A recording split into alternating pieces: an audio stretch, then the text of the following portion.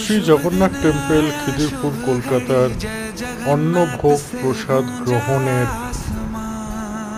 Hall room এটা। এই জায়গাতে মেঝেতে বসে খাওয়ানো হয়, আর আমরা বসে খেয়েছিলাম টেবিল চেয়ারে। এখানে দেখতে পাচ্ছ সবাই আমরা টেবিল চেয়ারে বসে খাচ্ছি। মোটামুটি 65 জনের খাবার ব্যবস্থা আছে। প্রথমেই শাল পাতার প্লেটে নুন লঙ্কা লেবুর পরে দেয়া হলো গোবিন্দভোগের পোলাও, তারপরে এলো সাদা ভাত,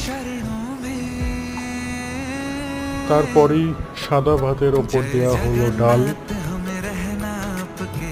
তারপরে এলো মিক্সড ভেজ, আর তারপরেই এলো ধোকা।